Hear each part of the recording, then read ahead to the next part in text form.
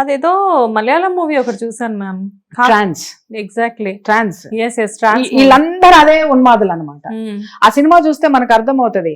ఒక మెడిసిన్ వాడికి ఇచ్చి వాడిని ఎలా బ్రెయిన్ మ్యాప్ ఏంటి మొత్తం వాడి బ్రెయిన్ అంతా వీళ్ళ కంట్రోల్లోకి ఎలా తీసుకుంటారో, వీళ్ళందరూ కూడా అక్కడికి వచ్చిన వాళ్ళందరికీ కూడా ఆ ట్రాన్స్ లోకి తీసుకొని వెళ్ళిపోయి వాళ్ళ బ్రెయిన్ ని వీళ్ళ కంట్రోల్లోకి తీసుకుంటున్నారు. ఇంకొక విషయము, మనము ఈ రోజు ఆయన ఏమంటాడు, ఆధునిక అలంకరణ పనికిరాదు, అధిక అలంకరణ పనికిరాదు. అధిక అలంకరణ అంటే నీ దృష్టిలో ఏంటి మై డియర్ శాలెం రాజు గారు? నేను అడుగుతున్నా, అధిక అలంకరణ అంటే ఏంటి? ఎక్కడ క్లారిటీ లేదు, క్లారిటీ లేదు. వాట్ ఈజ్ కాల్డ్ అధిక అలంకరణ అంటే మనకి చిన్నప్పటి నుంచి మన అమ్మ నాన్న అంటే మన అమ్మ మనకు నేర్పించింది ఏంటంటే చక్కగా నిండుగా రెడీ అవ్వాలి, జడలు వేసుకోవడం, పువ్వులు పెట్టుకోవడం, చక్కగా బొట్టు పెట్టుకోవడము, చక్కగా బట్టలు వేసుకోవడం, మంచి దుస్తులు ధరించడము, అది కూడా ఇష్టమైనటువంటివి. దాంట్లో కాటన్ ఉంటాయి, పట్టు ఉంటాయి, చమ్కీలు ఉంటాయి, అన్ని ఉంటాయి. నాకేది ఇష్టమైతే అది నేను వేసుకుని వెళ్తాను. నన్ను నేను సంస్కరించుకుంటున్నాను. అధిక అలంకరణ అనేటటువంటి దానికి ఉపమానం చెప్పండి తన్ని, చెప్పండి. అంటే ఇక్కడ మాట్లాడేటటువంటిది విషయము అది బయటికి, ఇవన్నీ బయటికి రావాలండి. కూర్చోమని చెప్పండి, నాతో కూర్చోమని చెప్పండి. చాలా అసలు అక్కడ ఎక్కడి నుంచి స్పందనే లేదు కదా. స్పందన ఎందుకు ఉంటదమ్మా? చెంచగాళ్ళు వదులుతున్నాడు, చెంచగాళ్ళు మాట్లాడుతున్నారు. ఒక్కడన్నా ఎడ్యుకేటెడ్ పర్సన్ ఉన్నాడా? ఒక్కళ్ళన్నా ఎడ్యుకేటెడ్ పర్సన్ అయ్యి ఉండి రాజ్యాంగబద్ధంగా మాట్లాడుతున్నారా? మేము రాజ్యాంగబద్ధంగానే కొట్లాడుతున్నాం అతని మీద. ఏం వీళ్ళలాగా దరిద్రమైనటువంటి తమ్నైల్స్ పెట్టుకుంటూ, దరిద్రమైనటువంటి బూతులు పెట్టుకుంటూ ఆడవాళ్ళని వదిలితే వీళ్ళందరూ ఏంటంటే ఈ మైండ్ గేమ్లు ఆడవాళ్ళందరినీ ఊజగలిపితే భయపడతామా? ఎంతమందిని తీసుకొని వస్తారు, ఎంతమందిని చేస్తారు, తండి చూస్తాం. కానీ మ్యామ్ ఈ విషయం మీద మీరు ఇంత ఇంత ఎక్కువగా స్పందించడానికి కేవలం మహిళల్ని కించపరిచారు అన్న ఒక భావన 200%. ఇక్కడ ఎంత భయంకరమైనటువంటి ప్రమాదం దాగి ఉందంటే నేను అది చూడగానే నేను బయటకు వచ్చి మాట్లాడలేదమ్మా. ఇతను అసలు ఏం మాట్లాడుతున్నాడు అనేది మొత్తం చూసా. ఎందుకంటే నువ్వు అన్నట్టు ఒక్కొక్క పదము ఏదైనా పొరపాటు దొరలొచ్చు. ఇప్పుడు నాకు కూడా మాట్లాడేటప్పుడు ఒక్కొక్కసారి పరుష పదాలు వచ్చేస్తాయి. వచ్చేసిన తర్వాత మళ్ళీ నేను మీకు ఫోన్లు చేసి చెప్తా, అమ్మా పలానా పదం వచ్చింది తీసేయండి. ఒక్కొక్కసారి మన ఎడిటర్లు కూడా తీయరు, అది గాల్లోకి వచ్చేస్తా ఉంటుంది. పొరపాటుకు వచ్చిన దానికి క్షమాపణ అడగడంలో తప్పలేదు, అడగాలి. ఎందుకనంటే అది నా నోటి నుంచి నాకు వచ్చింది, బయటకు వచ్చింది కాబట్టి ఖచ్చితంగా అది నేను చేస్తాను. బట్ ఇతను ఈ వీడియో నా దగ్గరికి కనీసం ఒక 10-15-20 మంది పంపించినారు నాకు. ఇది వివిధ సంస్థల నుంచి పంపించారు, మహిళలు పంపించినారు. పంపించిన తర్వాత ఎందుకు ఒకటే విషయం నన్ను స్పందించమంటున్నారు అనంటే, ఎవ్రీబడి నోస్ దాట్ రాజ్యాంగబద్ధంగా అది యాప్ట్ అయితేనే నేను మాట్లాడతా, సమాజానికి అదేదైనా విరుద్ధం అయితేనే మాట్లాడతా, స్త్రీ జాతికి అదేదైనా ఇది ఉంటేనే నేను మాట్లాడతా. తప్ప నన్నే పిలిచారు కదా అని చెప్పేసి అని 10 స్టూడియోలోకి వచ్చి కూర్చొని మాట్లాడే అలవాట్లు నాకు లేవు. మీరు చూసారా, ఈ విషయం మీదే నేను 4-5 ఛానల్స్ కి నేను ఇంటర్వ్యూస్ ఇచ్చాను. కానీ మీరు ఎక్కడైనా సరే చూడండి, ఒక టాపిక్ గురించి నేను ఒక ఛానల్లోనే మాట్లాడతా, 10 ఛానల్లో నేను తిరగను, 10 ఛానల్లో నేను కూర్చోను. ఎందుకంటే ఫస్ట్ ఆఫ్ ఆల్ ఒక వాయిస్ అనేది స్ట్రాంగ్ గా ఉంటే ఒక దాంట్లో మాట్లాడితే ఎంత, 10లో మాట్లాడితే ఎంత. సరే ఇప్పుడు అడగచ్చు 10లో ఎందుకు మాట్లాడుతున్నావు అని అంటే, ఇంకా తెలవాల్సిన అవసరం ఉంది కాబట్టి నేను మాట్లాడుతున్నా.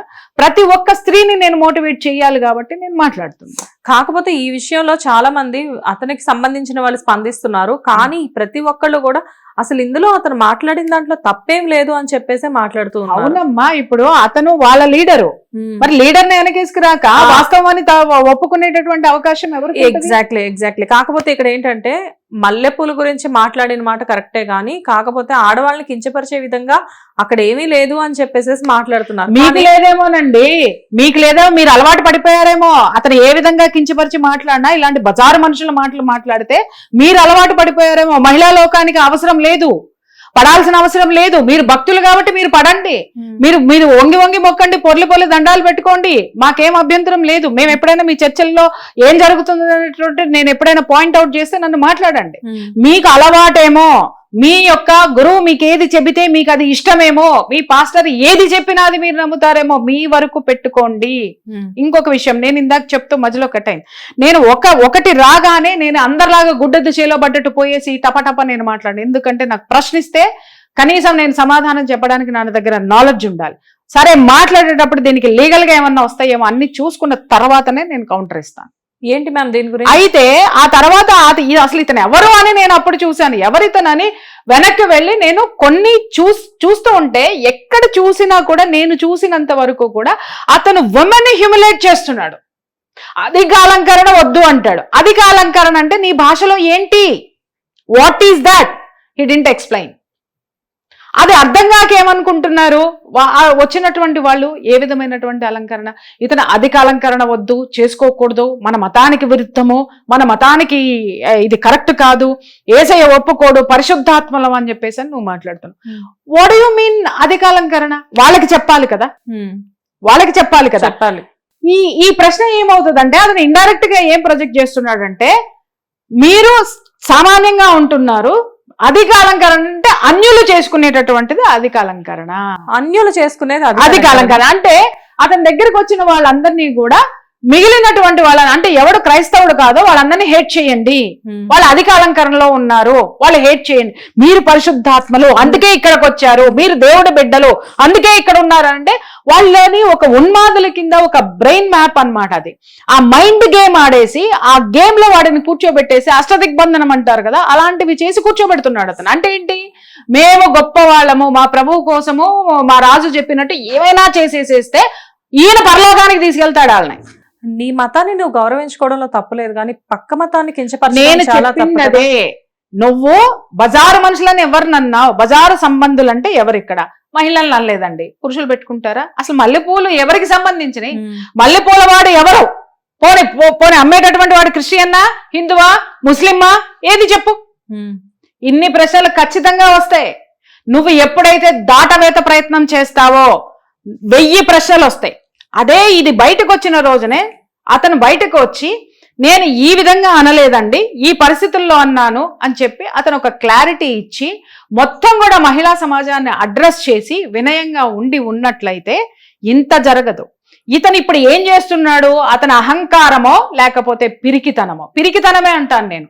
పిరికితనం కాబట్టి 100 మందిని తోలుతున్నాడు, లేకపోతే ఒక 50 మందినో 60 మందినో చుట్టుపక్కల పెట్టుకొని ఆడవాళ్ళని తోలుతున్నాడు.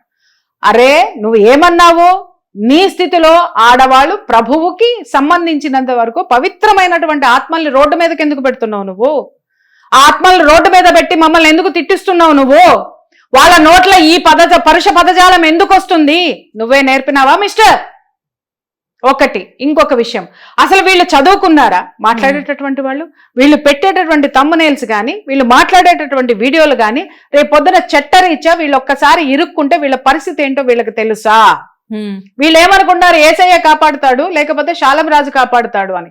ఏసయ్య అయినా శాలం రాజు అయినా ఏ దేవుడైనా పరనింద అనేటటువంటి దాన్ని మొయ్యమని లేకపోతే ఉయ్యమని ఎవరు చెప్పినారు చెప్పండి? చెప్పండి, క్షమిస్తాడా? ఇదే మీరు నేర్చుకుంటున్నారా? ఒకటి. రెండోది ఏంటంటే ఎక్కడ చూసినా కూడా స్త్రీలని ఒక ఘోషాలో పెట్టే ప్రయత్నం చేస్తున్నాడు ఆయన. ఎలా మ్యామ్? అతని మాటలతో కదా, భార్య అలంకరణ భర్తకి సొంతము, అధిక అలంకరణ మనకి సరికాదు. నువ్వు ఈ రెండిటికి చెప్పిన తరువాత ఎంతసేపు అతని యొక్క ఇష్యూస్ మొత్తం వినండి, అతని ప్రార్థనలన్నీ, ఇవన్నీ వినండి. నువ్వు ఏదన్నా చెప్పు, స్త్రీ దగ్గరికే వస్తాడు.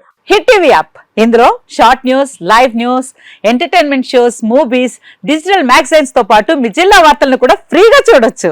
ఇంకెందుకు ఆలస్యం, వెంటనే హిట్ టీవీ యాప్ ని డౌన్లోడ్ చేసుకుని ఫ్రీగా ఎంటర్టైన్మెంట్ పొందండి. Hit TV app. Hit TV app. Please download hit TV app. Hit TV app ని ఫ్రీగా డౌన్లోడ్ చేసుకుని ఎంజాయ్ చేయండి. మీకు నచ్చిన ఎంటర్టైన్మెంట్ కోసం హిట్ టీవీ యాప్ ని ఫ్రీగా డౌన్లోడ్ చేసుకుని ఎంజాయ్ చేయండి. హిట్ టీవీ యాప్ ని డౌన్లోడ్ చేసుకుని ఆస్వాదించండి, ఆశీర్వదించండి. ఇంతమంది సెలబ్రిటీలు హిట్ టీవీ యాప్ ని డౌన్లోడ్ చేసుకోండి అని చెప్తున్నారంటే ఎంత మంచి యాప్ ఆలోచించండి.